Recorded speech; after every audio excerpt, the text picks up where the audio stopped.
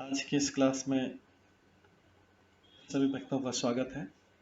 अभी हम कीर्तन से स्टार्ट करेंगे। जय राधा माधव कुंज बिहारी, जय राधा माधव कुंज बिहारी, जय गोपीजन वल्लभ गिरिवर धारी, जय गोपीजन वल्लभ गिरिवर धारी, यशोदानंदन व्रज जनरंजन, यशोदानंदन व्रज जनरंजन, यमुना तीरावनचारी, यमुना तीरावनचारी, जय राधा माधव कुंज बिहारी, जय राधा माधव कुंज बिहारी, हरे कृष्णा कृष्णा कृष्णा हरे हरे, हरे राम राम राम हरे हरे, हरे कृष्णा कृष्णा कृष्णा हरे हरे, हरे राम राम राम हरे हरे, हरे कृष्णा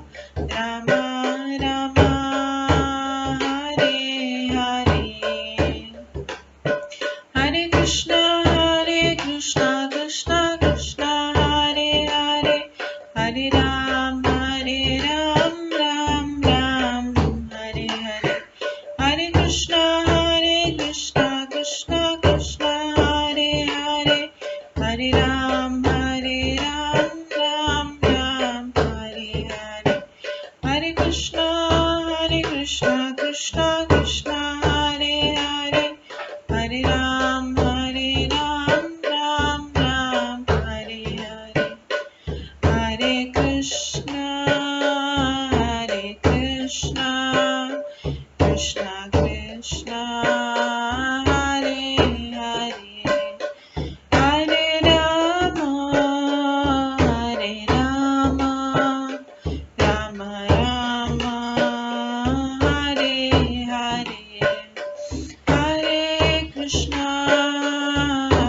कृष्णा कृष्णा कृष्णा हरे हरे, हरे राम राम राम हरे हरे, जय राधा माधव राधे, जय राधा गोविंद राधे, जय गौरनताय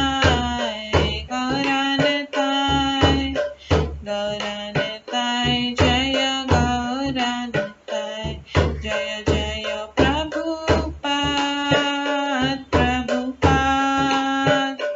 प्रभुपाद जय जय प्रभुपाद, जय जय गुरुदेव जय जय गुरुदेव, नित्य गौर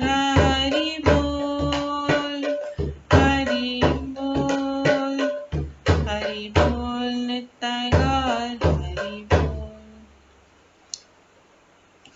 गौर प्रेमानंदे हरि हरि बोल। हरे कृष्णा। आज की इस क्लास में सभी भक्तों का स्वागत है। अभी मंगलाचरण से स्टार्ट करेंगे। ॐ अज्ञानतिमिरन्धस्य ज्ञानाञ्जनशलाकया चक्षुरुन्मिलितं येन तस्मै श्रीगुरुवे नमः। श्रीचैतन्यमनोभीष्टं स्थापितं येन भूतले स्वयं रूप कदा मह्यं ददाति स्वपदान्तिकम्। वन्देऽहं श्रीगुरो श्रीयुतपदकमलं श्रीगुरुं वैष्णवांश्च श्रीरूपं साग्रजातं सहगण रघुनाथान्वितं तं सजीवं साद्वैतं सावधूतं परिजनसहितं कृष्णचैतन्यदेवं श्रीराधाकृष्णपादान् सहगण ललिता श्रीविशाखान्वितांश्च। नमो विष्णुपदाय कृष्णपृष्ठाय भूतले श्रीमते भक्तिवेदान्त स्वामिन्निति नामिने। नमस्ते सरस्वती देवे गौरवाणी प्रचारिणे निर्विशेष शून्यवादी पाश्चात्य देशतारिणे। वाञ्छाकल्पतरुभ्यश्च कृपा सिन्धुभ्येव च पतितानां पावनेभ्यो वैष्णवेभ्यो नमो नमः। जय श्री कृष्ण चैतन्य प्रभु नित्यानंद श्री अद्वैत गदाधर शिवासादि गौर भक्तवृंद। हरे कृष्णा कृष्ण कृष्ण हरे हरे, हरे राम राम राम हरे हरे। ओम नमो भगवते वासुदेवाय। ओम नमो भगवते वासुदेवाय। ओम नमो भगवते वासुदेवाय। नारायणं नमस्कृत्य नरं चैव नरोत्तमं देवीं सरस्वतीं व्यासं ततो जयमुदीरये। नष्टप्रायेषु भद्रेषु नित्यं भागवत सेवया भगवते उत्तम श्लोके भक्तिर्भवति नैष्ठिकी। कृष्णाय वासुदेवाय देवकी नंदनाय च नन्दगोपकुमाराय गोविन्दाय नमो नमः। सर्ववेदान्तसारमे श्रीभागवतम् इष्यते तद्रसामृतात् नान्यत्र स्याद्रति क्वचित्। आराध्यो भगवान् ब्रजेश कन्यस्तनधाम वृन्दावन रम्या काचिदुपासना ब्रजवधूवर्गेण या कल्पिता। श्रीमद्भागवतं प्रमाणम् अमलं प्रेम कुमार्थमः श्रीचैतन्य महाप्रभुमतम् इदं तत्रादरो न परम्। मूकं करोति वाचालं पङ्गुलङ्घयते गिरिं यत्कृपातमहं वन्दे परमानन्दमाधवम्। हरे कृष्णा।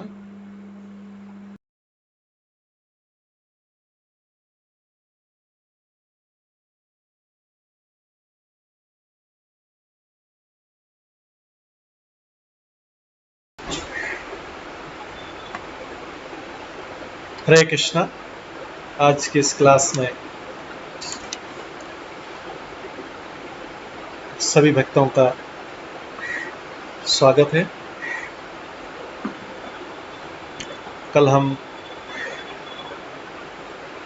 श्रवण कर रहे थे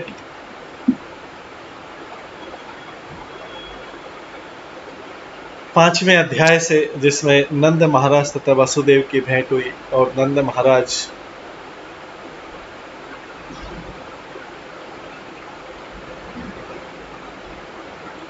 जब गोकुल में थे और नंद महाराज के यहाँ पुत्र का जन्म और उसकी खुशियां मनाई गई,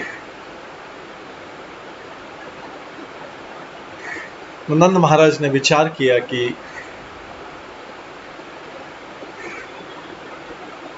नंद महाराज ने विचार किया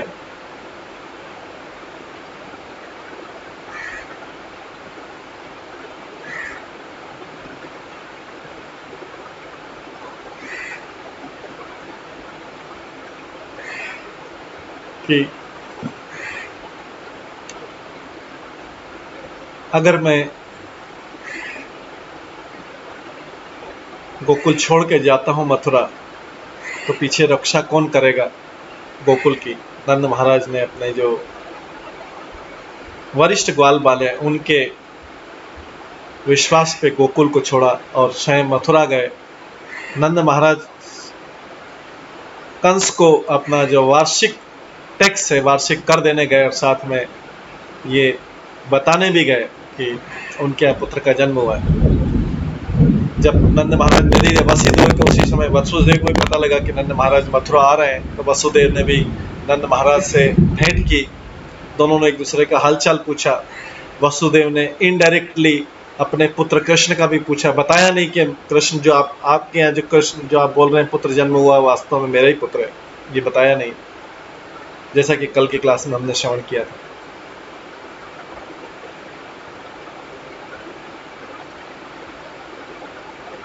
वसुदेव ने बलराम जी के हालचाल पूछे, क्योंकि बलराम जी तो उनके पुत्र सबको पता था कि उनके पुत्र रोहिणी से हुए थे। उसके बाद साथ में पूछा आपका पुत्र कैसा है कृष्ण। नंद महाराज ने बोला दोनों अच्छे हैं। इसके बाद हालचाल पूछा और नंद महाराज ने भी वसुदेव से उनके प्रति सहानुभूति प्रकट की कि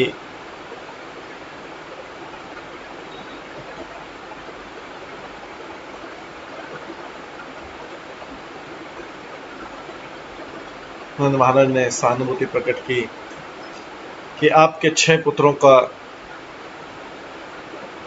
वध हुआ है,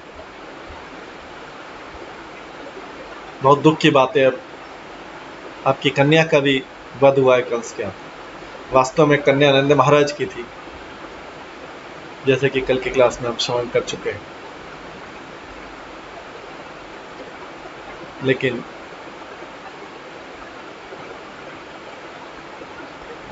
नंद महाराज ने सोचा कि वो कन्या वसुदेव की थी। इस प्रकार से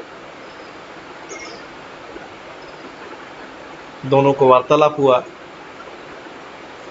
जाते समय वसुदेव ने बोला नंद महाराज से कि आप जल्दी चले जाइए, क्योंकि आगे जो है गोकुल में कुछ कष्ट आ सकते हैं, आप उपस्थित नहीं। वसुदेव की सलाह मान के नंद महाराज चले गोकुल की तरफ, क्योंकि कंस जो है कंस के साथी जो असुर थे वो उन्होंने विचार किया था, कंस को सलाह दी थी कि आपको जब आकाशवाणी हुई थी कंस को कि आपको मारने वाला को ऑलरेडी उत्पन्न हो चुका है, तो कंस के जो संगी थे उन्होंने सलाह दी थी कि आप सारे जो नए बच्चे 10 दिन में उत्पन्न हुए उनको वध कर दीजिए। इस प्रकार से कल ये अध्याय जो था नंद महाराज तथा वसुदेव की भेंट वाला अध्याय जो ये हमने श्रवण किया था।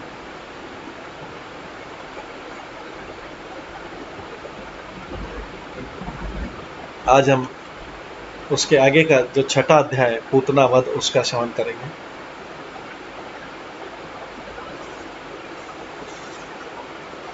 छठे अध्याय में इस प्रकार आता है, श्री शुक उवाच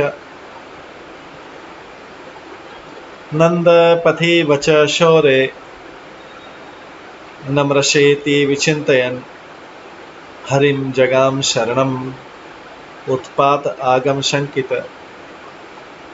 सुखदेव गोस्वामी ने कहे, राजन जब नंद महाराज घर वापस आ रहे थे, मथुरा से फिर से गोकुल आ रहे थे, तो उन्होंने विचार किया कि वसुदेव ने जो कुछ कहा था वो असत्य निरर्थक नहीं हो सकता।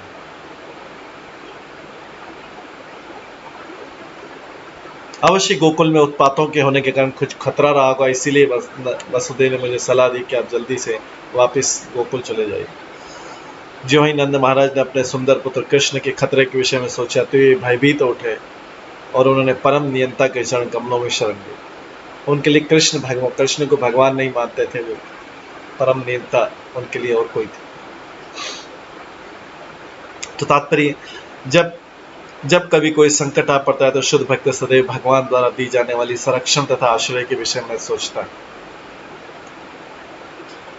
भागवत गीता में भी कहा गया इसी का उपदेश, अनित्यम सुखम लोकम इमं प्राप्य भजस्व माम, इस जगत में पग पग पर संकट, पदम पदम यद विपदाम।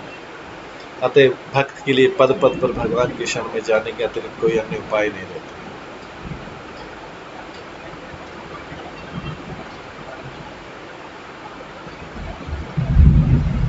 दूसरे श्लोक, कंसेन प्रहिता घोरा पूतना बालघातिनी शिशुन चचार निघ्नन्ति पुरग्राम ब्रजादिषु। जब नंद महाराज जी को लौट रहे थे तो वही विकराल पूतना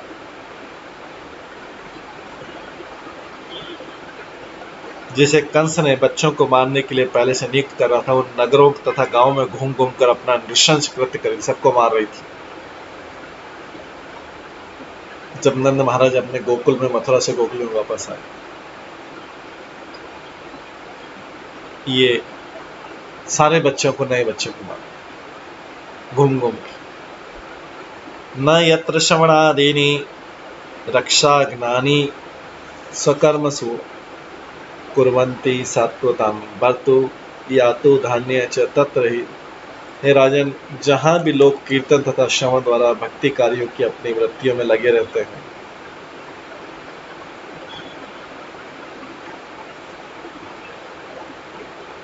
राजन जहां भी लोग कीर्तन तथा श्रवण द्वारा भक्ति कार्यों की अपनी वृत्तियों में लगे रहते हैं, श्रवणम कीर्तनम विष्णु, वहां बुरे लोगों से किसी प्रकार का खतरा नहीं रहता।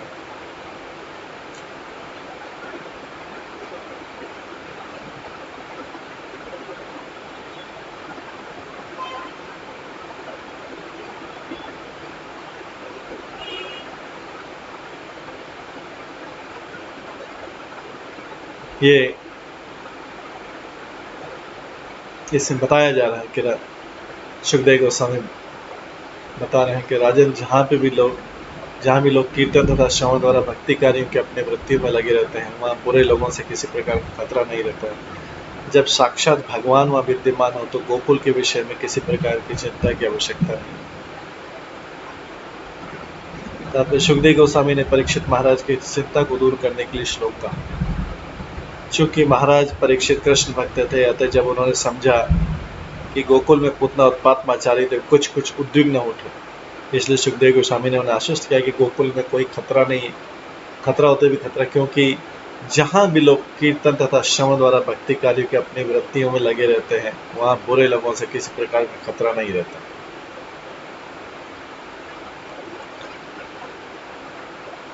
श्रील भक्ति विनोद ठाकुर का गीत, नामाश्रय करे यतने तुम थाक अपन काजे। इसलिए हर एक को सलाह दी जाती है कि वो हरे कृष्ण महामंत्र का कीर्तन का आश्रय ग्रहण करे और अपने कार्य में लगा रहे। इससे कोई हानि नहीं किंतु लाभ अथाह है।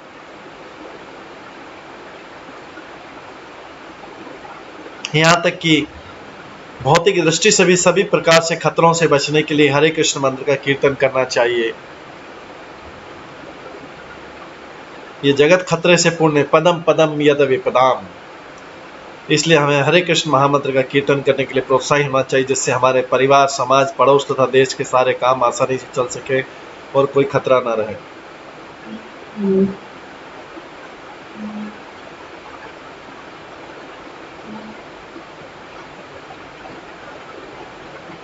आगे अगले श्लोक, चौथे श्लोक में बोलते हैं, साखेचरे एकदा उत्पत्य पूतनानंद गोकुलम योषित्वा मायया आत्मानं प्राविशत कामचारिणी।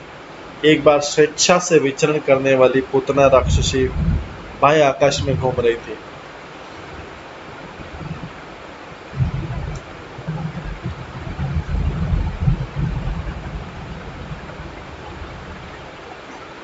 तो अपनी योग शक्ति से अपने को अति सुंदर स्त्री के रूप में बदलकर नंद महाराज के स्थान गोकुल में प्रविष्ट हुई।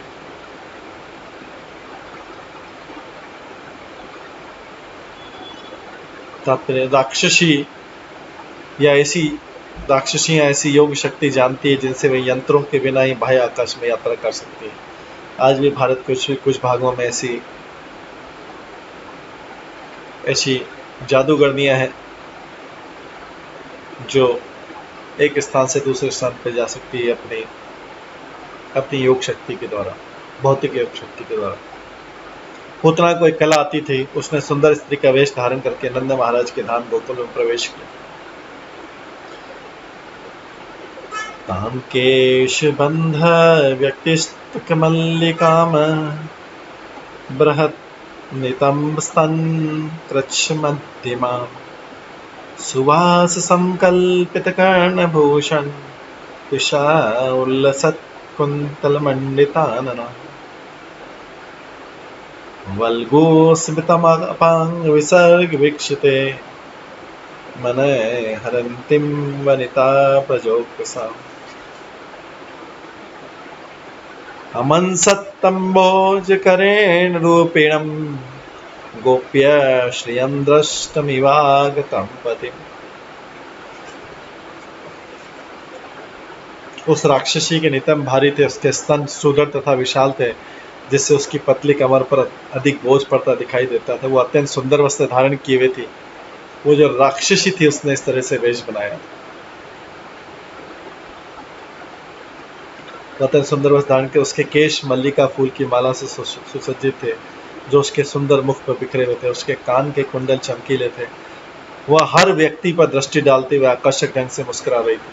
उसकी सुंदरता ने ब्रज के सारे निवासियों का, विशेष रूप से पुरुषों का ध्यान आकर्षित कर रखा। जब गोपियों ने उसे देखा तो उन्होंने सोचा कि हाथ में कमल का फूल लिए लक्ष्मी जी अपने पति कृष्ण को देखने आए।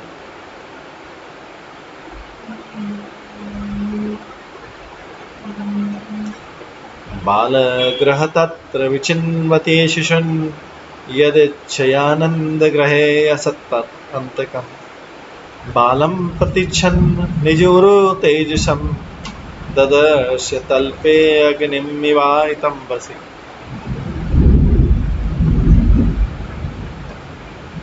छोटे छोटे बालकों को ढूंढती हुई बच्चों का वध करने वाली पूतना बिना किसी रोक टोक के नंद महाराज के घर में घुस गई, क्योंकि वह भगवान की पराशक्ति द्वारा भेजी गई थी। वो किसी से पूछे बिना नंद महाराज के उस कमरे में घुस गई, जहां उसने बालक को बिस्तर पर सोते हुए देखा, जो राख में ढकी अग्नि के समान असीम शक्ति संपन्न। वह समझ गई कि बालक कोई साधारण बालक नहीं, अभी तो सारे असुरों का वध करने के हेतु आया।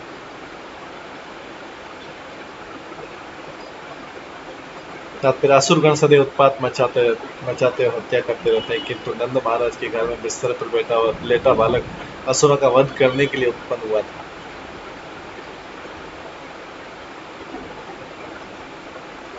तो ये जो कंस की आज्ञा से ये राक्षसी जो पूतना थी जगह जगह घूम रही थी, उसको पता नहीं था कि नंद महाराज क्या कृष्ण हुए। वो तो सारे बालकों की हत्या करे, छोटे छोटे बालकों को ढूंढती हुई बच्चों का वध करने वाली पूतना बिना किसी रोक टोक के नंद महाराज के घर में घुस गई, क्योंकि वह भगवान की पराशक्ति द्वारा भेजी गई थी। वह किसी से पूछे बिना नंद महाराज के उस कमरे में घुस गई, जहाँ उसने बालक को बिस्तर पर सोते हुए देखा, जो राख में ढकी हुई अग्नि के समान असीम शक्ति संपन्न थी। वो समझ गया कि बालक कोई साधारण बालक नहीं, अभी तो सारे असुरों का वध करने हेतु आया। वास्तव में उसको देख के, क्योंकि भगवान स्वयं आए थे, आगे विबोधिताम्बालकमारिकाग्रहं चरचरात्मा सन्मिलित इक्षण अनंतम् आरोपयतं कमंतकं यथारुगं सुप्तमबुद्धिरज्योति। बिस्तर पर लेटे सर्वव्यापी परमात्मा कृष्ण ने समझ लिया कि छोटे बालकों को मारने में पटु या डाइन पूतना मुझे मारने आई है, ये राक्षसी पूतना मुझे मारने आई।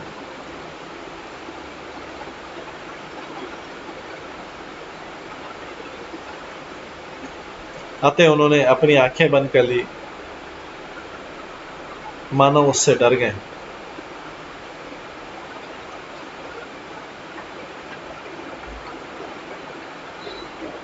भगवान ने ऐसा शो किया कि मानो उससे डर गए।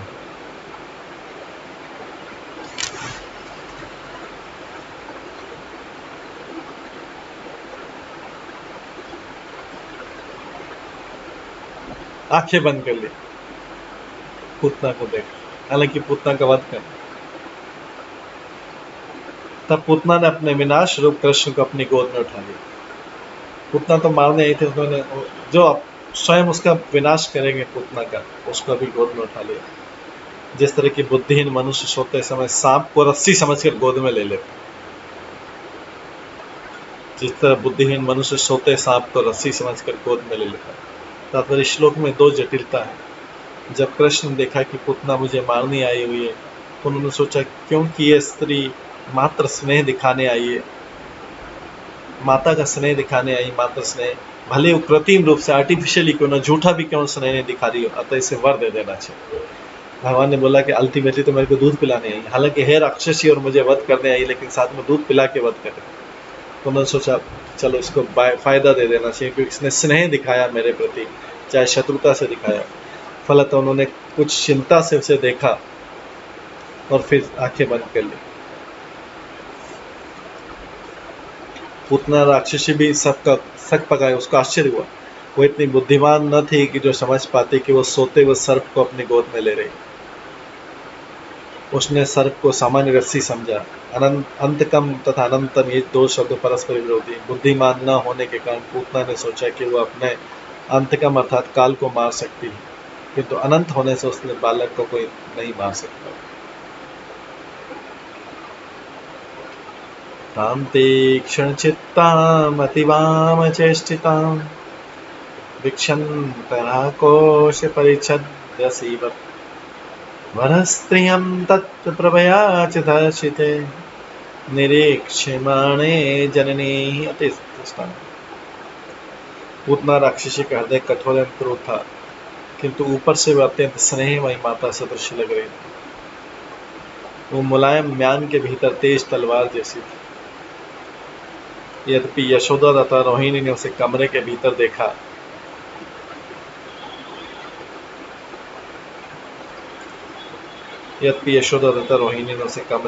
देखा, किंतु उसके सौंदर्य से अभिभूत होने के कारण उन्होंने उसे जाने से रोका नहीं। वह मौन रह गई, क्योंकि वो राक्षसी पूतना थी, बच्चे के साथ माता जैसा व्यवहार कर रही थी। तात्पर्य पूतना भारी स्त्री थी और साक्षात भयानक काल थी, क्योंकि उसके हृदय में बालक को मार डालने का संकल्प था। भारी की स्त्री थी, किंतु जब वो आई और उसने बालक को अपनी गोद में लिया, तो बालक की माता उसके सौंदर्य पर इतनी मुग्ध हो गई कि उन्होंने उसे ऐसा करने से रोका भी नहीं।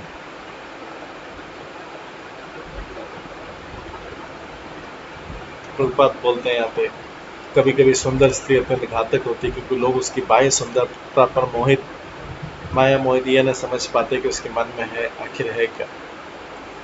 जो लोग बहिरंगा शक्ति के सौंदर्य द्वारा मुक्त हो जाते हैं, वे माया मोहित कहलाते हैं। मोहितम नाभिजानाति मामेभ्य परव्यम नाते विदु स्वार्थ गति हिन विष्णु दुराशया ये बहिरथ मानी। यहाँ पर रोहिणी तथा यशोदा दोनों माताएं बाह्य शक्ति से मुक्त अर्थात माया मोहित न थी, अभी तो भगवान की लीला के विकास हेतु योग माया द्वारा मुग्ध कर दी गई। योग माया का अर्थ ही है, योग माया का कार्य है ऐसा माया मोह।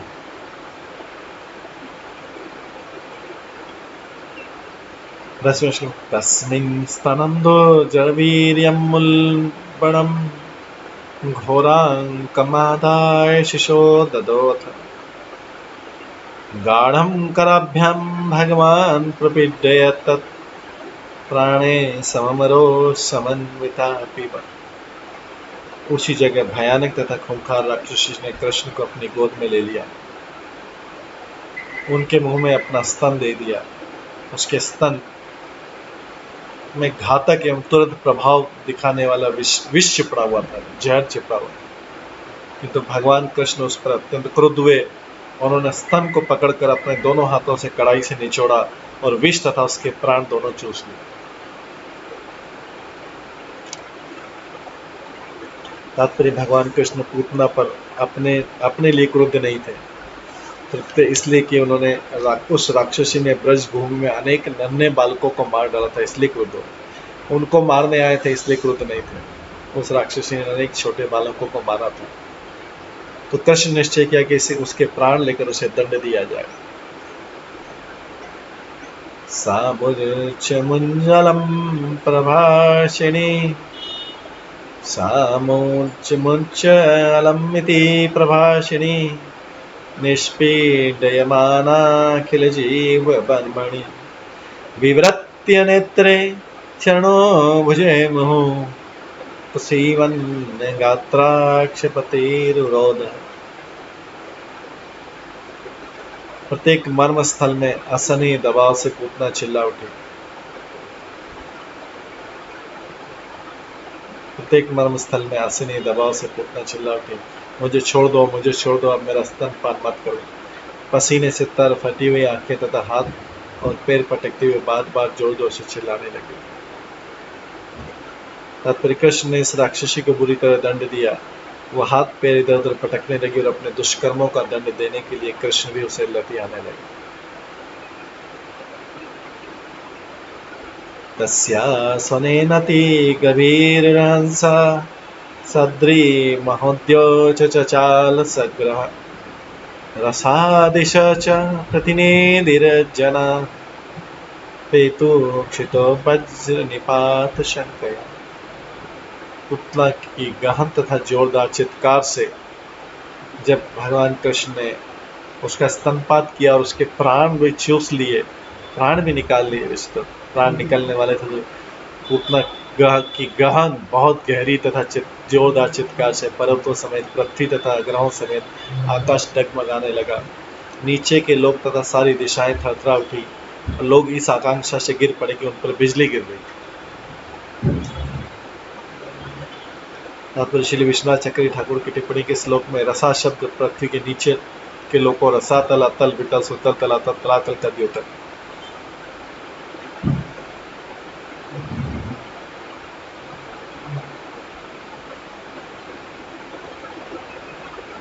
नीचे के लोकों में रसातल, नीचे के सारे लोकों में आवाज पहुंच गई और सारी दिशाएं थरथरा उठी। लोग इस आकांक्षा से गिर पड़े कि उन पर बिजली गिर रही है।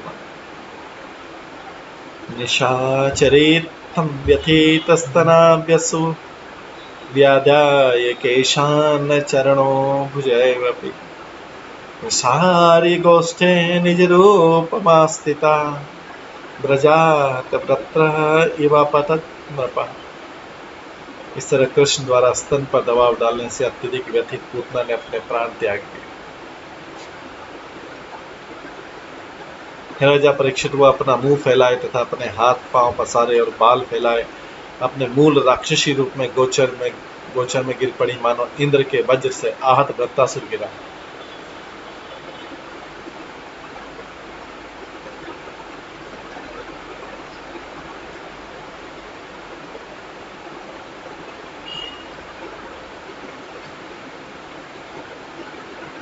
तात्पर्य पूतना दुर्दांत राक्षसी थी जिसे योग शक्ति द्वारा अपने मूल रूप को भी पूतना दुर्दांत राक्षसी थी जिसे योग शक्ति द्वारा अपने मूल रूप को छिपाने की कला ज्ञात थी। फिर जब वह मर गई तो उसकी योग शक्ति उसे छिपा न पाई, जिससे वह अपने मूल रूप में प्रकट हो गई।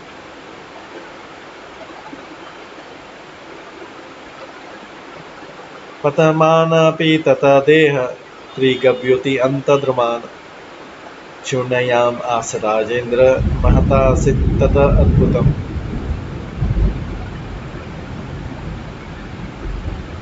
राजा परीक्षित, जब पूतना का विशाल शरीर भूमि पर गिरा, जब पूतना का विशाल शरीर भूमि पर गिरा तो उससे 12 मील के दायरे में सारे वृक्ष चूर चूर हो गए। अपने विशाल शरीर में प्रकट होने से उसे सचमुच असामान्य था।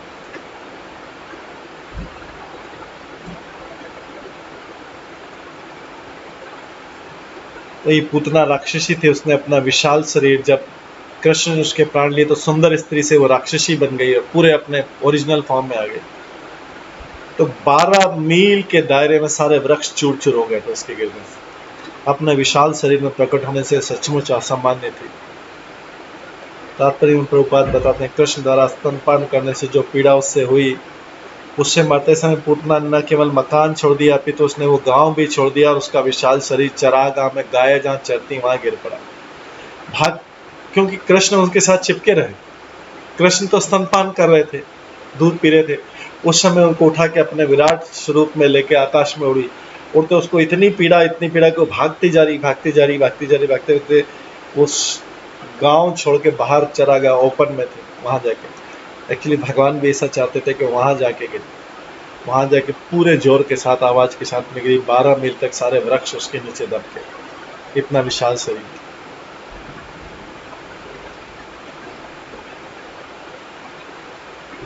ईशा मात्र उग्रदृष्टम हास्यम गिरिकंद्रनासिकम गंडशैलास्तनम रौद्रम प्रकीर्ण अरुण मूर्धजम अंधकूप गवीरक्षम कुलीनारो भीषणम पद्य सेतु भुजोरंग्री शून्यतो हृदय उदरम संत त्रसुस्मं तत्विक्ष गोपा गोप्य कलेवरम पूर्वम तु निस्वनित भिन्ना हृतकण मस्तका। राक्षसी के मुंह में दांत हल के फाल जैसे थे। उस राक्षसी के मुंह में दांत हल के फाल जैसे, उसके नथुने पर्वत गुफाओं की तरह थे और उसके स्तन पर्वत से गिरे हुए बड़े बड़े शिलाखंडों के समान थे। उसके बिखरे बाल ताम्र रंग के थे। उसकी आंखों के गड्ढे गहरे अंधे कुएं जैसे थे। उसकी भयानक जांघें नदी के किनारों जैसी थी। उसके बाजू, टांगे तथा पांव बड़े बड़े पुलों की तरह थे। उसका पेट सूखी झील की तरह लग रहा था। राक्षसी के चीख से ग्वालों तथा उनकी पत्नियों के हृदय, कान तथा सिर पहले ही दहल चुके थे, और जब उन्होंने उसके अद्भुत शरीर को देखा तो वे और भी ज्यादा सहम गए।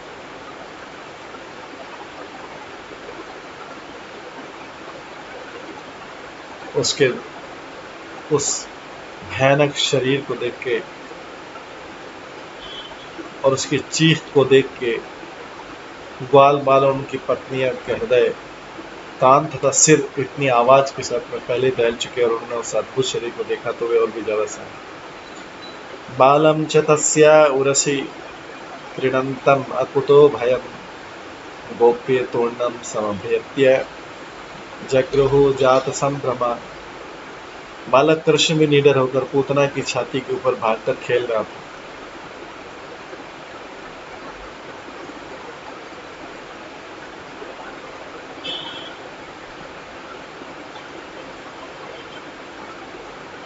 और जब गोपियों ने बालक के अद्भुत कार्यकलाप को देखा तो उन्होंने अत्यंत हर्षित होकर आगे बढ़ते उसे उठा लिया।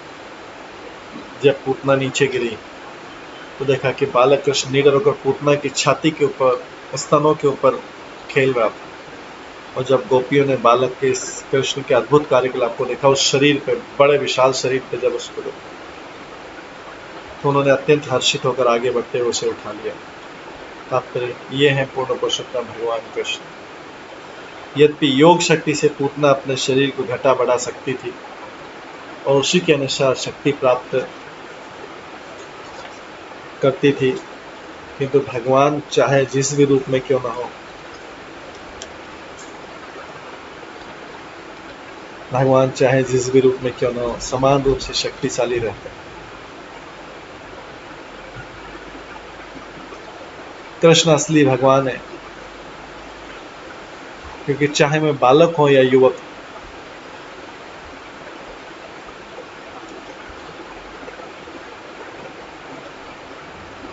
वे रहते हैं वही पुरुष। उन्हें ध्यान या किसी अन्य बाह्य प्रयास से शक्तिशाली बनने की आवश्यकता नहीं है।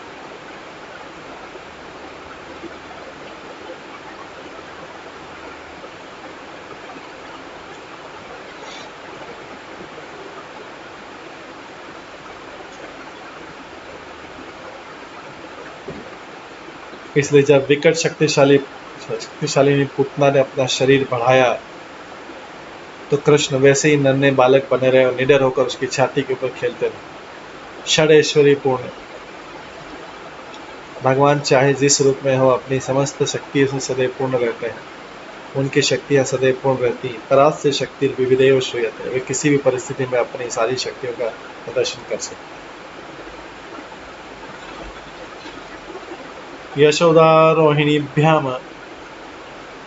यशोदारोहिणीभ्याम ता समम बालस्य सर्वतः रक्षां विदधिरे सम्यक गोपुच्छ भ्रमणादिवे। तत्पश्चात माता यशोदा तथा रोहिणी ने अन्य प्रौढ़ गोपियों समेत बालक श्री कृष्ण की पूर्ण संरक्षण देने के लिए चंवर डुलाया।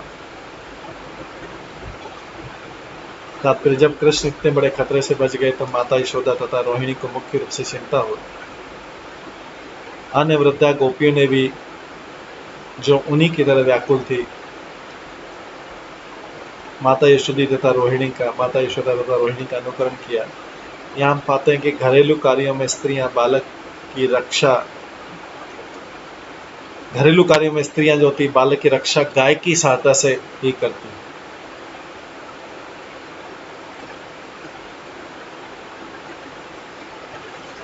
तो इस तरीके से जब देखा कि बालक कृष्ण बच गया है, माता यशोदा रोहिणी ने अन्य प्रौढ़ गोपियों समेत बालक श्री कृष्ण की पूर्ण संरक्षण देने के लिए चंवर डुलाया।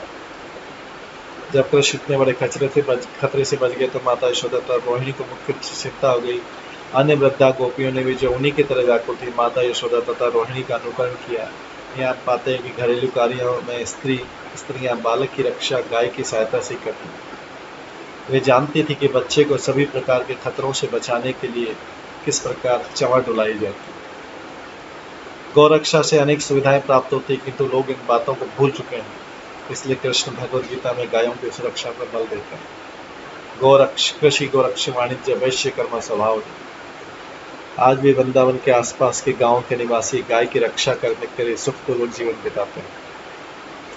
वे गोबर को अच्छी तरह से संभाल कर रखते हैं और सुखाकर ईंधन की तरह उसका प्रयोग करते हैं।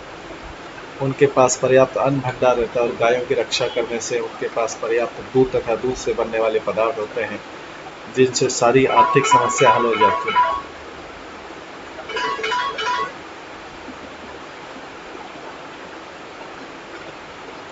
मात्र गोरक्षा से ग्रामीण लोग बड़ी शांति से रहते हैं, यहाँ तक कि गोमूत्र तथा गोबर की औषधि उपयोगी। गोमूत्रेण स्नापयिता पुनः गोरजसा भरकं रक्षां चक्रु च शक्रता द्वादश अंगेषु नाम भी। बालक को गोमूत्र से अच्छी तरह से नहलाया गया और फिर गोधूलि से इसको लेप किया गया। फिर उसके शरीर में 12 अंगों पर तिलक लगाने की भांति माथे से शुरू करके गोबर से भगवान के विभिन्न नाम अंकित कर दिए गए और इस तरह से बालक को सुरक्षा प्रदान की गई।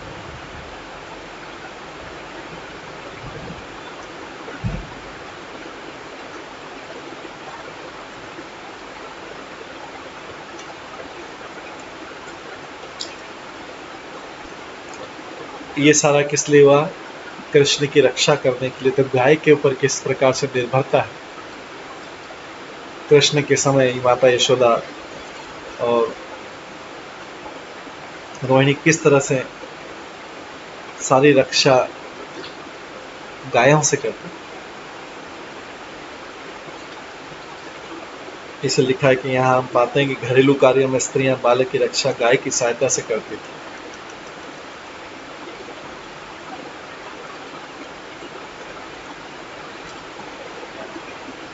बालक को गोमूत्र से अच्छी तरह से नहलाया गया, फिर गोधूलि से उसका लेप किया गया। फिर उनके शरीर में 12 अंगों पर तिलक लगाने की भांति माथे से शुरू करके गोबर से भगवान के विभिन्न नाम अंकित किए। इस तरह बालक को सुरक्षा प्रदान की। गोप्य संस्पष्ट सलीला अंगेषु करियो पृथक न्यस्य आत्मनि अथ बालस्य बीज न्यासम अकुर्वत। गोपियों ने सर्वप्रथम अपने दाहिने हाथ से जल का एक घूंट पीकर आचमन किया। इस तरह से आचमन किया। उन्होंने अपने शरीर तथा हाथों को न्यास मंत्र से शुद्ध बनाया, मुद्राओं से अलग अलग मुद्रा करके इस तरीके से अलग अलग। उन्होंने अपने शरीर तथा हाथों को न्यास मंत्र से शुद्ध की बनाया। तब उन्होंने बालक के शरीर को भी उसी मंत्र से परिशुद्ध किया। तो न्यास मंत्र में दाहिने हाथ में जल लेकर उसे पीकर आचमन किया जाता है। और शरीर को शुद्ध करने के लिए भिन्न भिन्न विष्णु मंत्र हैं। गोपियां तथा वास्तव में सारे गृहस्थ वैदिक मंत्रों का उच्चारण करके शुद्ध बनने की विधि जानते थे। इसी विधि से गोपियों ने सर्वप्रथम स्वयं को शुद्ध बनाया, फिर बालक कृष्ण। अंगन्यास तथा करन्यास की विधि में थोड़ा जल पीकर मंत्र पढ़ा जाता है। मंत्र के पूर्व ओम नमो का उच्चारण किया जाता है। ओम नमो जस्तवांगरी अव्यात मम मनोमणि मास्तव जानोनी अव्यात। भारतीय संस्कृति खो देने से भारतीय गृहस्थ भूल चुके हैं कि किस तरह अंग न्यास किया जाता है। वे एकमात्र इंद्रिय तृप्ति में लगे रहते हैं, उन्हें मानव सभ्यता का किस तरह उत्तर होता है उन्नत ज्ञान नहीं।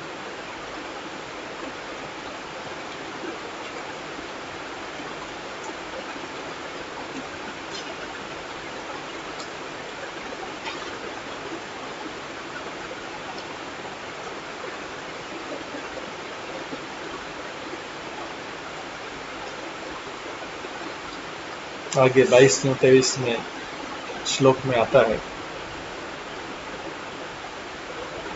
अव्यातजङ्घ्रिमणिमान तव जानुथोरु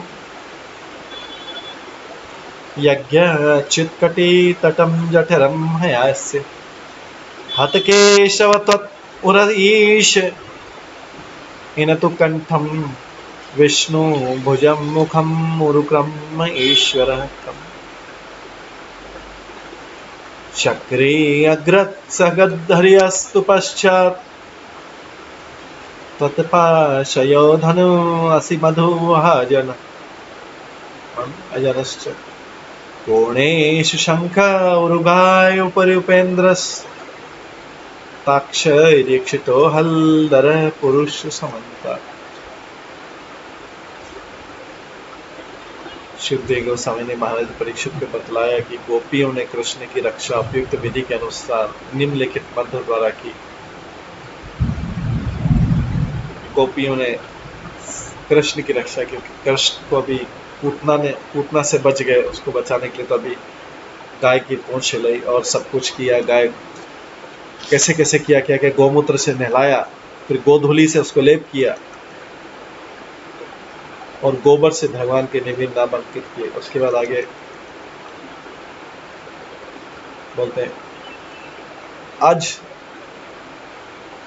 गोपियां मंत्र देते, आज तुम्हारे पांवों की रक्षा करे, मणिमान तुम्हारे घुटनों की रक्षा करे, यज्ञ तुम्हारे जांघों की रक्षा करे, अच्युत तुम्हारे कमर के ऊपरी भाग की, हयग्रीव तुम्हारे उदर की रक्षा करें, केशव तुम्हारे हृदय की रक्षा करें, ईश तुम्हारे वक्षस्थल की, सूर्यदेव तुम्हारे गले की, विष्णु तुम्हारे भुजाओं की, उरुक्रम तुम्हारे मुख की तथा ईश्वर तुम्हारे सिर की रक्षा करें। चक्री आगे से, गदाधारी हरि पीछे से तथा धनुधर मधु एवं खड़ग भगवान विष्णु दोनों से तुम्हारी रक्षा करेंगे। भगवान विष्णु के अलग अलग फॉर्म। शंखधारी उरु गाय समस्त कोणों से तुम्हारी रक्षा करे, उपेंद्र ऊपर से, गरु धरती पर तथा परम पुरुष हलदर चारों से तुम्हारी रक्षा करे। तो तात्पर्य, खेती हरों के घर में भी जो सभ्यता की आधुनिक विधियों में बड़े चढ़े नहीं है, स्त्रियां गोबर तथा गोमूत्र के द्वारा मंत्र पढ़कर बच्चों की रक्षा करना जानती हैं। बड़े से बड़े खतरों से महती सुरक्षा प्रदान करने की एक सरल तथा व्यवहारिक विधि है। इसे कैसे करना है लोगों को जानना चाहिए, क्योंकि वैदिक सभ्यता का अंग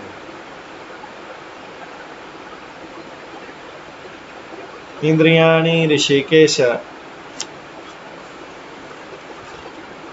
प्राण नारायणवतु श्वेतदीपपति चित्तम मन योगेश्वरवतु।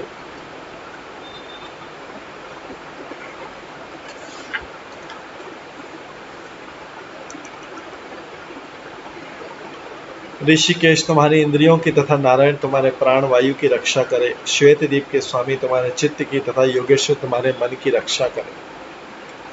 इस तरह गोपियां जो है कृष्ण के लिए प्रार्थना कर रही हैं।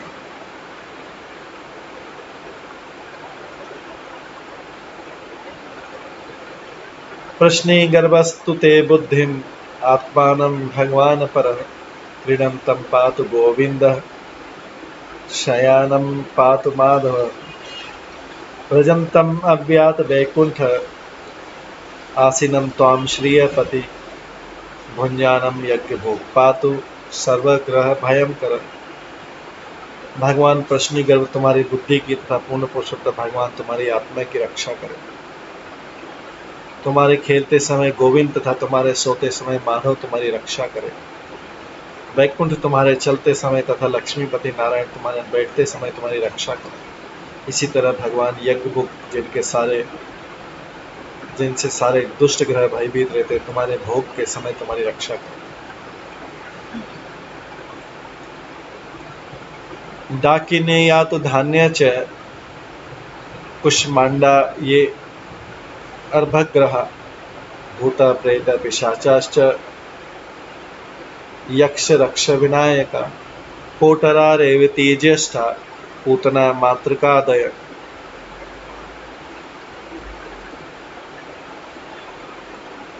उन्मादा ये ही अपस्मारा देह प्राणेन्द्रिय स्वप्नद्रष्टा महात्पाता वृद्धा बालग्रहश्च ये सर्वे नश्यन्तु ते विष्णु नाम ग्रहण धीरव। तो जो ये होती पिशाचिनी होती है, डाकिनिया या तो धानी का कुष्मांड नामक दुष्ट डाइने बच्चों की सबसे बड़ी शत्रु रहती है तथा भूत प्रेत पिशाच यक्ष राक्षस तथा विनायक जैसे दुष्ट आत्माओं के साथ कोटरा रेवती ज्येष्ठा पूतना तथा मातृका जैसी डाइने भी सदैव शरीर प्राण तथा इंद्री को कष्ट पहुंचाने के लिए तैयार रहती है, जिससे स्मृति की हानि होती है, उन्माद होता है तथा बुरे स्वप्न उत्पन्न होते हैं। वे दुष्ट अनुभवी वृद्धों की तरह बच्चों के लिए विशेष रूप से भारी उत्पाद खड़ा करते हैं सारे, किंतु भगवान विष्णु के नामोच्चार से उन्हें नष्ट किया जा सकता है, क्योंकि जब भगवान विष्णु का नाम प्रतिध्वनित होता है तो वे सब डर जाते हैं, दूर भाग जाते हैं। लेकिन ये सब डायनिया, ये सारे जो भूत प्रेत पिशाच यक्ष राक्षस दुष्ट आत्माएं वृद्धों को और बालकों को कष्ट देते हैं, लेकिन भगवान विष्णु के नाम उच्चारण अगर किया जाए हृदय से तो ये सब भाग जाते हैं। ये भागवतम बोल रहा है।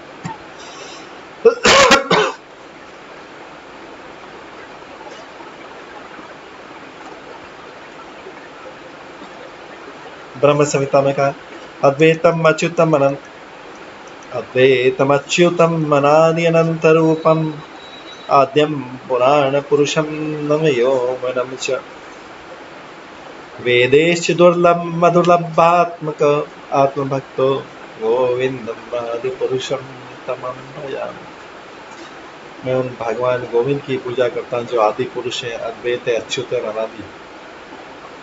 यद्यपि वे अनंत रूपों में विस्तार करते हैं फिर भी वे भौतिक है और सबसे वृद्ध पुरुष होकर भी सदैव युवक लगते हैं। भगवान ऐसे नित्य आनंदमय तथा सर्वरूप वाले भगवान को वेदों के पुस्तकीय ज्ञान से नहीं जाना जा सकता, अपितु वे स्वतः शुद्ध अनन्य भक्तों के समक्ष प्रकट होते हैं। हम शरीर को तिलक से सजाते समय विष्णु के 12 नामों को उच्चारण करके शरीर को सुरक्षा प्रदान करते हैं। यद्यपि गोविंद या भगवान विष्णु एक हैं, किंतु उनके विभिन्न नाम तथा रूप हैं जिनसे भिन्न भिन्न कार्य करते हैं। किंतु यदि किसी को एक साथ सारे नाम स्मरण नहीं रहते तो एकमात्र भगवान विष्णु नामोच्चारण और भगवान विष्णु का सदैव चिंतन कर सकता है।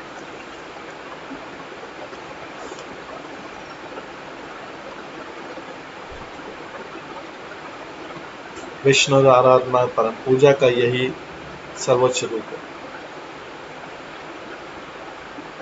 यदि कोई निरंतर विष्णु का स्मरण करे तो भले उसे दुष्ट आत्माएं सताती हों, फिर तो उसकी रक्षा निसंदेह हो सकती। आयुर्वेद शास्त्र की भी संस्कृति औषधि चिंतयेत विष्णु, यहाँ तक कि दवा खाते समय भी विष्णु का स्मरण करें, क्योंकि दवा ही सब कुछ नहीं है, भगवान विष्णु असली रक्षा। ये जगत विपदाओं से भरा हुआ है, पदम पदम यद विपदाम, अतः मनुष्य को वैष्णव बनकर निरंतर विष्णु का चिंतन करना चाहिए।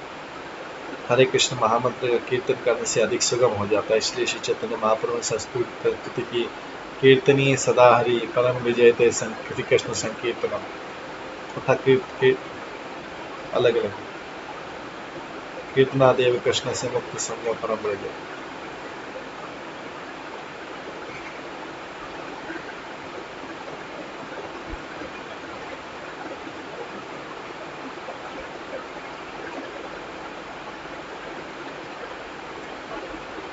श्री शुकवाच इति प्रणयबद्धाभिः गोपीभिः कृतरक्षणं पाययित्वा स्तनं माता सन्न्यवेश्यत आत्मजम्। श्री सुखदेव स्वामी ने आज्ञा किया कि माता यशोदा समेत सारी गोपियां मात्र स्नेह से बंधी हुई थी। इस तरह बालक की रक्षा के लिए मंत्रोच्चारण के बाद माता यशोदा ने बच्चे को अपना दूध पिलाया और उसे बिस्तर पर लेटा दिया। ये सारा पूतना वाला घटना हुआ, पूजा की गई, उसको नहलाया गया, बच्चे को आशीर्वाद दिलाया गया सबसे, फिर माता यशोदा ने उसको अपना दूध पिलाया, बिस्तर पर लेटा दिया।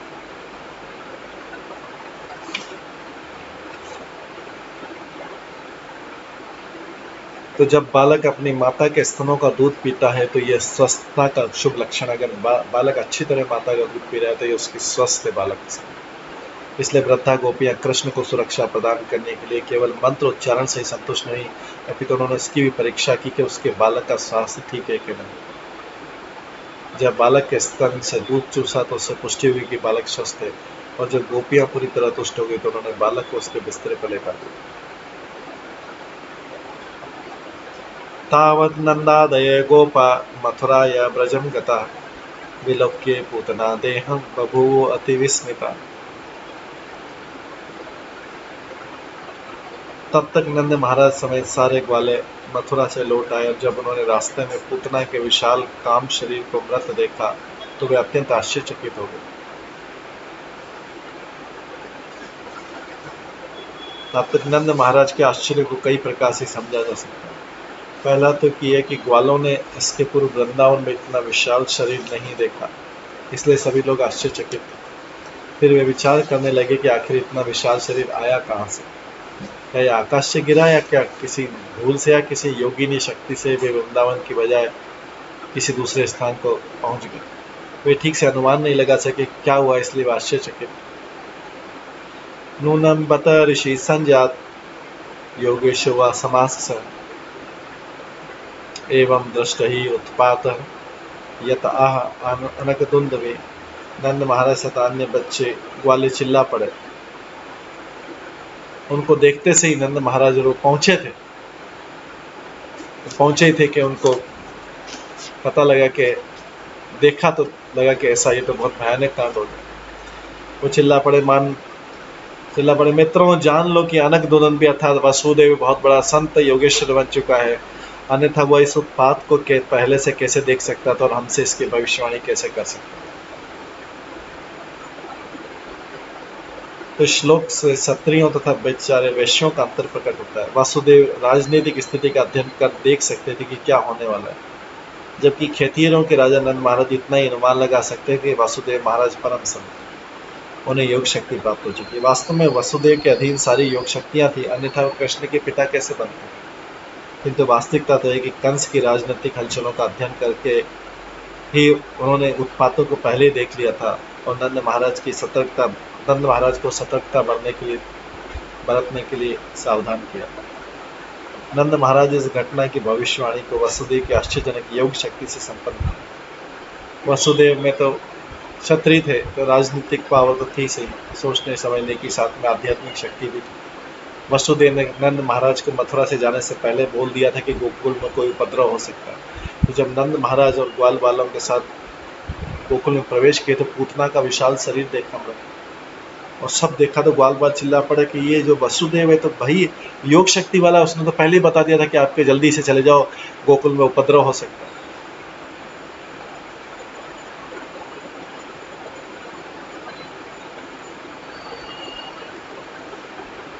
कलेवरं परुषुभिः छित्त्वा तत ते व्रज ओकसः दूरे क्षिप्त्वा अव्यवशः नियतहन काष्ठवेष्टितम्।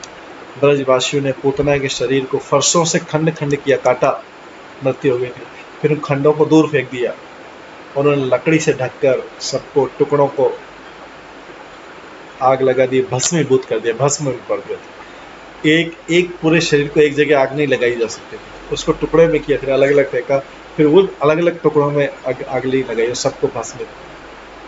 जैसे क्या है कि सांप को मारने के बाद उसके शरीर को टुकड़े टुकड़े कर दिया जाता है कि कहीं हवा के संपर्क में आने से सांप को नहीं जीवित न हो जाए। सांप को मार देना ही काफी नहीं, उसके मारने के बाद उसे खंड खंड को जला देना चाहिए, इससे खतरा जाता रहेगा। तो पूतना भी एक विशाल सर्प की तरह थी, राक्षसी थी, इसलिए ग्वालों ने उन्हीं सावधानी को ध्यान में रखकर उसके शरीर को जलाकर क्षार कर डाला। दह्यमानस्य देहस्य धूम च गुरु सौरभ उत्थिता कृष्ण निर्भुक्त सपति आहत पापमना। चूंकि कृष्ण ने उस राक्षसी का पूतना का स्तनपान किया था, इस तरह जब कृष्ण ने उसे मारा तो तुरंत समस्त भौतिक कलमश से मुक्त हो गए। कृष्ण ने अपने हाथों से मारा तो भौतिक कलमश से मुक्त हो गए, उसके पाप स्वतः दूर हो गए।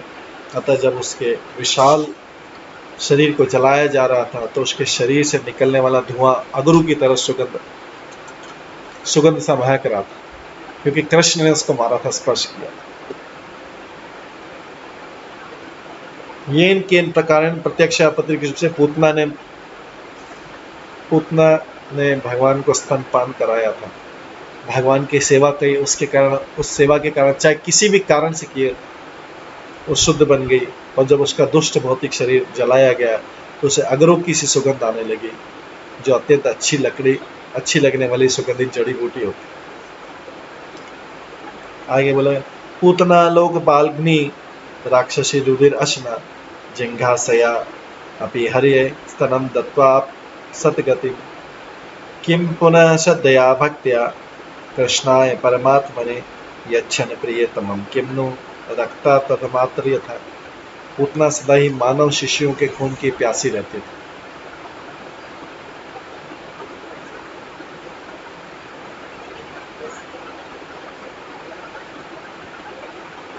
और इसी अभिलाषा से कृष्ण को मारने आई थी।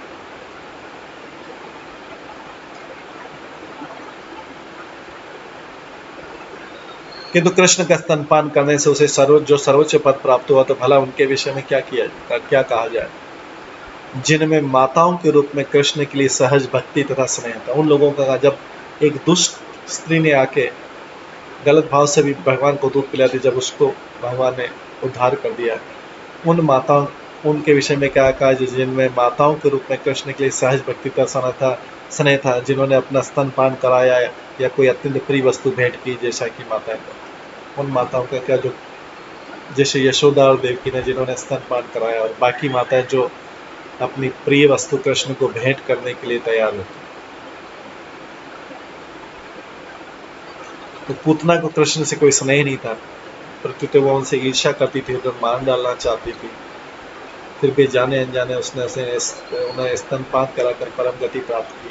किंतु वात्सल्य प्रेम में अनुरक्त भक्तों की भेंट अत्यंत निष्ठायुक्त होती है, तो उसमें ईर्ष्या का लेश मात्र भी नहीं रहता। अतः हमें तुलनात्मक अध्ययन कर सकते हैं। यदि पूतना उपेक्षा भाव से ईर्ष्यापूर्वक स्तनपान कराकर आध्यात्मिक जीवन का ऐसा सर्वोच्च पद प्राप्त कर सकती, तो भला माता यशोदा तथा अन्य गोपियों के विषय में क्या कहा जाए, जिन्होंने कृष्ण की सेवा लाड़ प्यार के साथ की और कृष्ण की तुष्टि के लिए हर वस्तु अर्पित की। गोपियों को स्वतः परम पद प्राप्त हुआ, इसलिए चैतन्य महाप्रभु ने वात्सल्य प्रेम या माधुर्य प्रेम में गोपियों के स्नेह को जीवन की सर्वोच्च सिद्धि बतलाया। रम्या कांचिद उपासना ब्रज वधु वर्गेण या कल्पित।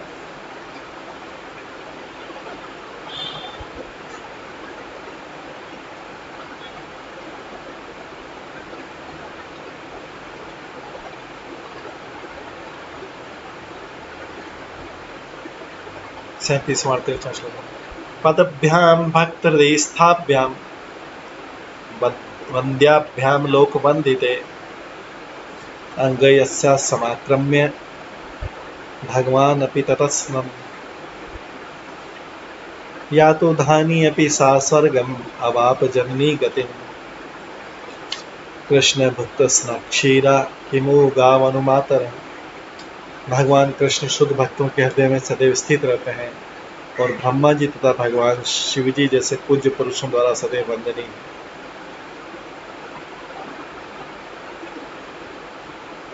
भगवान कृष्ण शुद्ध भक्तों के हृदय में सदैव स्थित रहते हैं और ब्रह्मा जी तथा भगवान शिव जी जैसे पूज्य पुरुषों द्वारा सदैव वंदनीय। चूंकि कृष्ण ने पूतना के शरीर का आलिंगन अत्यंत प्रेम पूर्वक किया था, राक्षसी होते हुए भी उन्होंने उनका स्तनपान किया था, इसलिए उसे दिव्य लोक में माता की गति और सर्वोच्च सिद्धि मिली पूतना की। तो भला उन गौओं के विषय में क्या कहा जाए, उन गायों के विषय में जिनमें डायरेक्टली, जिनके थनों में दूध को डायरेक्टली कृष्ण पीते थे, गायों के नीचे जाके उनके थनों से दूध पीते थे, उन गायों का क्या कहा जाए जो बड़े स्नेह से भगवान को पिलाते हैं। उन गौओं के विषय में क्या कहा जाए जिनका स्तनपान कृष्ण बड़ी आनंद से करते हैं, जो बड़े प्यार से माता के समान कृष्ण को अपना दूध देती है। तो श्लोक में बताते हैं कि भगवान की भक्ति चाहे प्रत्यक्ष की हो चाहे प्रत्यक्ष के ज्ञान से हो, अनजाने में सफल हो जाती। पूतना न तो भक्त थी न भक्त थी, अतः वो कृष्ण को मारने के लिए कंस द्वारा भेजी गई राक्षसी थी केवल। फिर भी उसने अत्यंत सुंदर स्त्री का वेश धारण कर दिया, जिससे माता यशोदा रोहिणी ने उसके निष्कपटता पर संदेह नहीं किया था। भगवान ने इन सब बातों का ध्यान रखा, अतः उन्हें माता यशोदा जैसा पद प्राप्त हुआ।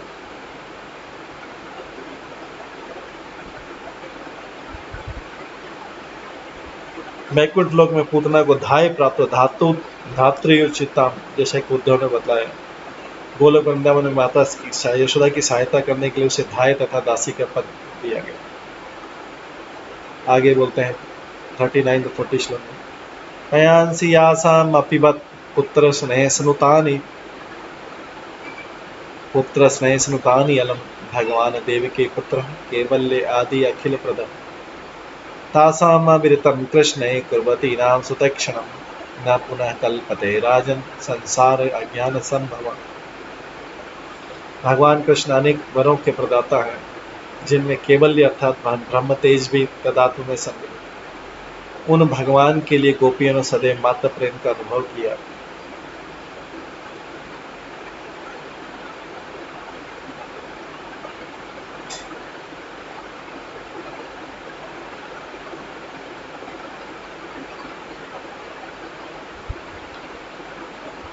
गोपियों ने हमेशा उनको मात्र प्रेम प्रदान किया कृष्ण। तो कृष्ण ने पूर्ण संतोष के साथ उनका स्तनपान भी किया। अतः अपने माता पुत्र के संबंध के कारण विविध पारिवारिक कार्यों में संलग्न रहने पर भी किसी को यह नहीं सोचना चाहिए कि वह अपना शरीर त्यागने पर वे इस भौतिक जगत में लौट आए।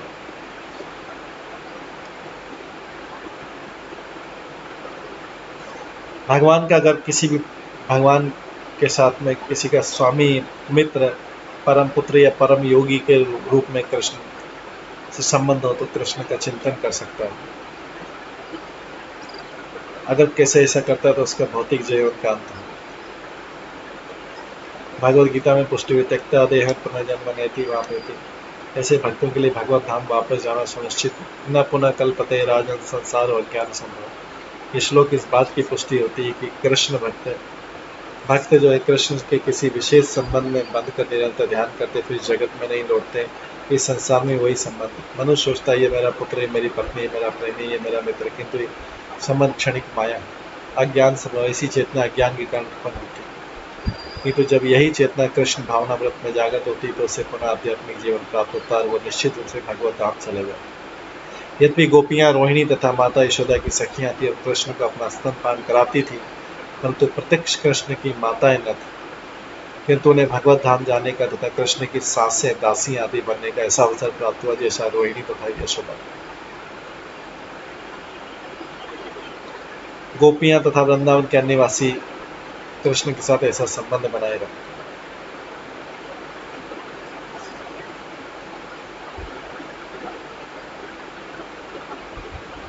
कृष्ण के स्नेह का केंद्र थे, इसलिए अगले जन्म में उन्हें गोलोक वृंदावन तथा कृष्ण के साथ रहकर शाश्वत दिव्य सुख की प्राप्ति निश्चित है, जो इस समय भगवान की लीला है। इस भौतिक जगह से छूटकर दिव्य पद को प्राप्त होने भगवत जहाँ जाने का सरलतम उपाय भक्ति विनोद ठाकुर ने सुझाया। कृष्ण ने संसार कर छाड़ी आना चाह, सारे पाप कर्म को त्याग कर कृष्ण के परिवार में रहना चाहिए, तभी मुक्ति निश्चित। 41 श्लोक में, कटधूमस्य सौरभ्यम अवघ्राय ब्रजोकसः किम इदम कुतएव इति वदन्त ब्रजमायो। पूतना के जलते शरीर से निकले धुएं की सुगंध को सूंघकर दूर दूर के अनेक ब्रजवासी आश्चर्यचकित थे, पूछ रहे थे सुगंध कहाँ से आ रही, जबकि पूतना के शरीर को जलाने से आ रही थी, क्योंकि पूतना का भगवान से स्पर्श हो गया। इस तरह वे उस स्थान तक गए जहां पर पूतना का शरीर जलाया जा रहा था। सामान्यतः शव के जलने से निकले धुएं की गंध रुचिकर नहीं रहती, किंतु पूतना के शरीर से ऐसी सुगंध आ रही थी, क्योंकि भगवान ने उससे दूध का पान किया, वो शुद्ध हो गया। ते तत्र वर्णितं गोपे पूतनागमनादिकं श्रुत्वा तत् निधनं स्वस्ति शिशोचासन सुविस्मिता। जब दूर दूर से आए ब्रजवासियों ने पूरी कथा सुनी कि किस प्रकार पूतना आई और फिर कृष्ण द्वारा मारी गई, तो सारे आश्चर्यचकित हो गए, दूर दूर से गांव वाले, ग्वाल वाले। उन्होंने पूतना के मारने के अद्भुत कार्य के लिए उस बालक को आशीर्वाद दिया, बहुत अच्छा कार्य किया। उनको पता नहीं था कि भगवान है, ब्रजवासियों को पता नहीं है कि कृष्ण भगवान है। निसंदेह नंद महाराज वासुदेव के अत्यंत कृतज्ञ थे, क्योंकि वासुदेव ने भविष्यवाणी की थी, पहले बता दिया था कि गोकुल में उत्पात हो सकता। उन्होंने इस घटना को पहले देख लिया था। उन्होंने ये सोचकर वसुदेव को धन्यवाद दिया। नंद महाराज ने कि कितने अद्भुत है वसुदेव जी, उन्होंने पहले ही बता दिया। नंद स्वपुत्र आदाय प्रत्यय आगतम उदारधि मूर्धि उपाग्रह परमाम मुदम लेभे कुरुकुट उद्दह। हे कुरुश्रेष्ठ महाराजा परीक्षित, सुखदेव गोस्वामी बोले, कुरुक्षेत्र महाराजा परीक्षित नंद महाराज अत्यंत उदार एवं सरल स्वभाव के थे। उन्होंने तुरंत अपने पुत्र कृष्ण को अपनी गोद में उठा लिया, मानो कृष्ण मृत्यु के मुख से लौटे, और अपने पुत्र के सिर को सूंघकर निसंदेह दिव्य आनंद का अनुभव किया। तात्पर्य, नंद महाराज ये नहीं समझ पाए कि उनके घर के लोगों ने किस तरह पूतना को घर में घुसने दिया। यह समझ नहीं गए उनके घर के लोगों ने किस तरह पूतना घर में, नहीं वे इस स्थिति को गंभीरता से अनुमान लगा सके। वे नहीं समझ पाए कि कृष्ण ने पूतना को मारना चाहा था। उनकी लीलाएं योग मार्ग द्वारा संपन्न की हैं। नंद महाराज ने तो केवल इतना ही सोचा कि किसी ने उनके घर में घुसकर उत्पात मचा दिया। यही नंद महाराज का भोलापन। उनको पता नहीं था कि किस तरह पूतना एक सुंदर स्त्री के रूप में आई है और उसने दूध पिलाना चाहता और फिर कृष्ण ने उनको मारा। नंद महाराज समझ नहीं पाए, भोले थे वो, तो बाहर से आए थे, गोकुल से आए थे। इस अध्याय का लास्ट श्लोक है, यह तत्पूतना मोक्षम कृष्णस्य आभरतम अद्भुतम शृणुयात श्रद्धया मत्य गोविंदे लभते रते। जो कोई भी भगवान कृष्ण द्वारा पूतना को मारे जाने के विषय में ये जो प्रसंग श्रद्धा तथा भक्ति पूर्वक श्रवण करता है और कृष्ण की इसी बाल लीलाओं को सुनने में अपने को लगाता है, उसे निश्चय आदि पुरुष रूप गोविंद के प्रति अनुरक्ति प्राप्त होती है। तात्पर्य, घटना जिसमें उस दाइन ने बच्चे को मारने का प्रयास किया किंतु स्वयं मारी गई, निश्चय अद्भुत है। इसलिए श्लोक में अद्भुतम शब्द प्रयोग हुआ, जिसका अर्थ है कि विशेष रूप से आश्चर्यजनक। कृष्ण ने अपने विषय में अनेक अद्भुत गाथाएं छोड़ गए। कृष्ण नामक ग्रंथ में प्रभुपाद ने जो कृष्ण नामक ग्रंथ लिखा है, कथाओं को पढ़ने मात्र से मनुष्य को इस भौतिक जगत से मुक्ति प्राप्त हो जाती है और वादी पुरुष गोविंद के प्रति क्रमशः अनुरक्ति व भक्ति उत्पन्न हो। इस तरह ये पूतना वध की जो कथा है ये यहाँ पे समाप्त होती है। इसके बाद अलग अलग नए नए असुर आएंगे, अलग अलग असुर आएंगे, किस तरह से भगवान उनका वध करते हैं वो हम आगे की क्लासेस में श्रवण करेंगे। आज की इस क्लास को यहीं पे विराम देते हैं। सभी भक्तों का बहुत बहुत धन्यवाद। सभी भक्तों के लिए एक बार हरे कृष्ण महामंत्र का जप करते हैं। हरे कृष्णा कृष्णा कृष्णा हरे हरे, हरे राम राम राम हरे हरे कृष्ण।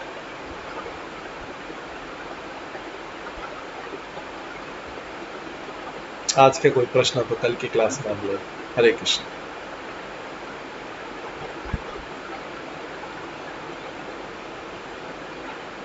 श्रीमद् भागवतम महापुराण की जय। श्रील प्रभुपाद की जय। हरे कृष्ण।